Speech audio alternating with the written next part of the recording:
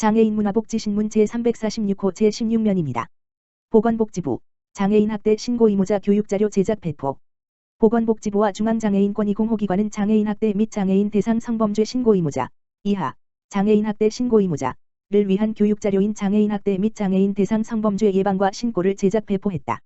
장애인 학대 신고 의무자 제도는 직무상 장애인 학대를 인지할 가능성이 높은 사회복지시설 등 22개 직종의 종사자에게 신고 의무를 부여하여 장애인 학대를 조기 발견하고 신속한 대응을 촉진하기 위한 제도다.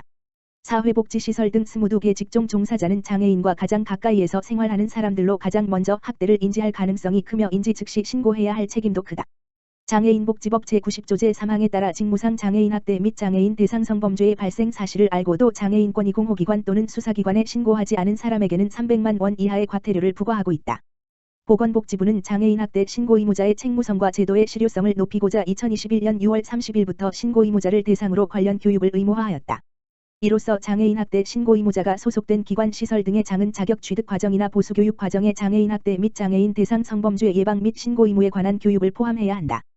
또한 신고 의무자가 소속된 기관 시설 등의 장은 신고 의무에 관한 교육을 매년 1시간 이상 실시해야 한다. 이번에 개발한 교육자료에는 관계 법령에서 신고 의무자에게 교육해야 할 내용으로 규정하고 있는 장애인 학대 및 장애인 대상 성범죄 예방 및 신고 의무에 관한 법령, 장애인 학대 및 장애인 대상 성범죄의 발견 시 신고 방법, 피해 장애인 보호 절차, 장애인 학대 및 장애인 대상 성범죄 사례가 포함되었으며 집합교육 또는 원격교육에 활용할 수 있도록 동영상, 50분과 프리젠테이션 2가지 형태로 제작되었다. 해당 교육자료는 중앙장애인권익공호기관 누리집 http://www.rapid.or.kr 및 해당 기관 유튜브 채널에서 확인할 수 있다.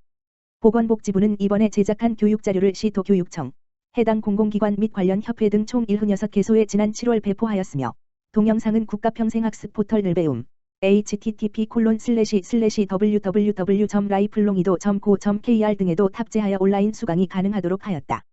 보건복지부는 올해 상반기에 신고 의무자가 소속된 기관 시설을 지도 감독하는 중앙행정기관 4개 부처 39개 부서에 공문을 발송하여 해당 기관 시설이 교육을 실시할 수 있도록 지자체 등을 통해 안내할 것을 독려한 바 있다.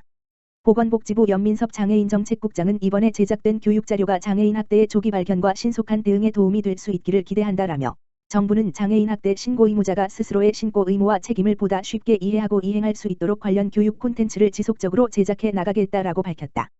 보건복지부 제1차관, 발달장애인 주간활동 서비스 현장 방문. 보건복지부 조규홍 제1차관은 8월 4일, 목, 민들레처럼 발달장애인 활동센터, 충청남도 공주시 소재를 방문해 이용자와 함께 프로그램에 참여하고 현장 간담회를 실시하여 종사자들을 격려하였다.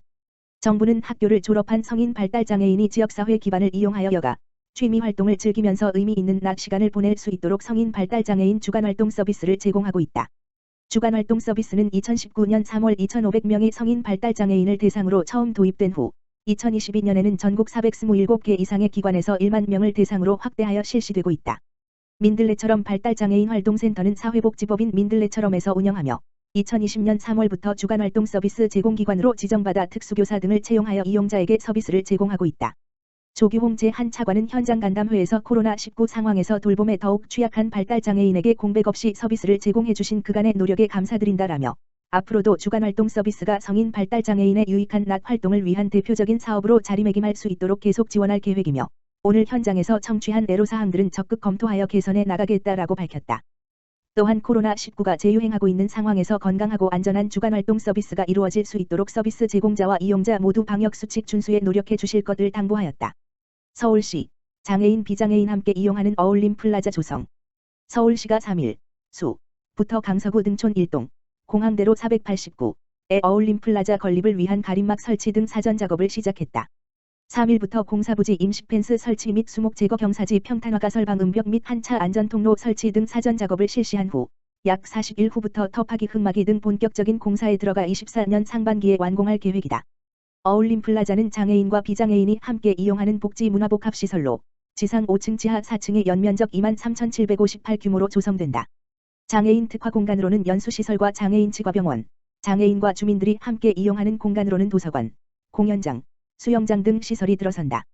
시는 구 한국정보화진흥원 부지에 15년 어울림 플라자 건립 계획을 수립한 이후 7년 만에 본격 조성을 위한 준비 작업에 들어가게 되었다. 시는 그간 공청회, 설명회, 주민 면담 등을 통해 주민 의견을 청취하고 공사에 대한 이해를 구해왔다. 또한 주민 의견을 반영하여 주차장을 확충하고 수영장 등 주민 편의시설을 추가하는 등 사업계획을 변경하는 과정을 거쳤다.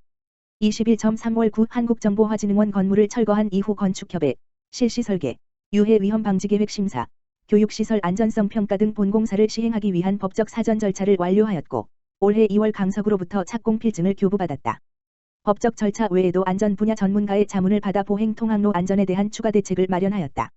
공사 개시 전 서울시는 지역 주민의 이해를 구하기 위해 주민협의체 회의와 백석초등학교 학부모 대상 설명회를 개최하였다.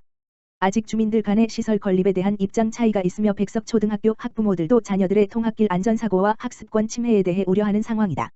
서울시는 공사 사전 작업과 함께 주민 학부모와의 지속적인 소통을 통해 어울림 플라자 공사에 대한 이해를 구해나갈 예정이다.